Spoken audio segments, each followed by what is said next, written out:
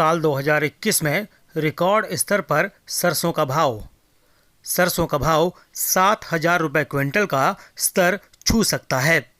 किसान भाइयों, आप सभी का द यंग किसान चैनल पर स्वागत है। आज हम आपको सरसों के भाव के बारे में एक अच्छी सी रिपोर्ट बताने जा रहे हैं, जिसको देखकर आपको पता लगेगा कि सरसों का जो भाव है वो हाल फिलहाल में क्या चल रहा है और आने वाले दिनों में इसका भाव कैसा रहने की संभावना है। अगर आपने हमारा चैनल द यंग किसान सब्सक्राइब नहीं किया है तो तुरंत उसे सब्सक्राइब कर लें, बेल आइकन दबाएं ताकि सबसे पहले भाव के बारे में आपको उचित जानकारी मिल सके। दोस्तों, इस साल सरसों के रिकॉर्ड उत्पादन के अनुमान के बीच राजस्थान और हरियाणा में जो सरसों है वो एमएसपी से भी ऊपर बिक रही है। बात यह है कि अच्छी फसल के बावजूद इस साल सरसों के जो दाम हैं उनमें तेजी बरकरार है। पहली बार ऐसा हो रहा है जब सीजन में सरसों का जो रेट है वो न्यूनतम समर्थन मूल्य यानी एमएसपी से काफ़ी ऊपर चल रहा है और ये किसानों के लिए बहुत अच्छी खबर है।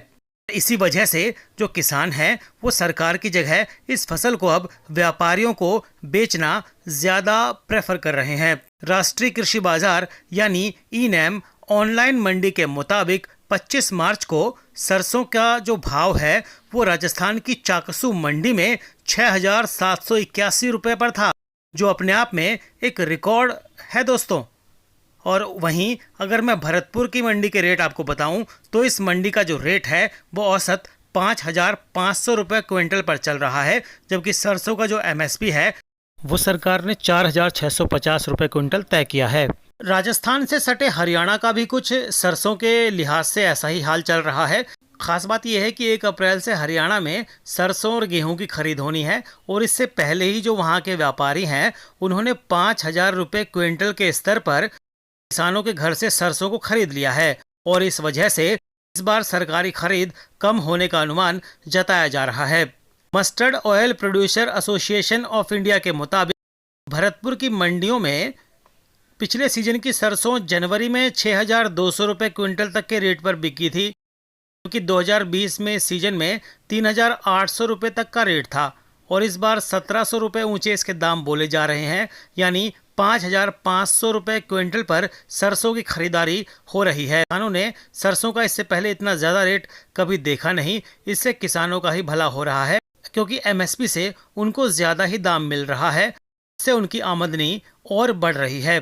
खास बात यह है कि जो दाम बढ़ने की पीछे की वजह की अगर हम बात करें तो सरसों अनुसंधान केंद्र भरतपुर के मुताबिक जो तिलहन के मामले में भारत अभी दूसरे देशों पर निर्भर करता है, यानी कि हम जो हमारे तेल वगैरह हैं वो हम दूसरे देशों से आयात करते हैं। इसीलिए सरसों की अच्छी पैदावार के बावजूद किसानों को इसका अच्छा दाम मिलने की उम्मीद जताई जा रही है। खाद्य तेलों के इंपोर्ट की बात करें तो सालाना ये 70,000 करोड़ रुपए से अधिक का इस पर खर्च हो रहा है। सोयाबीन भी इस वक्त जो है महंगा चल रहा है।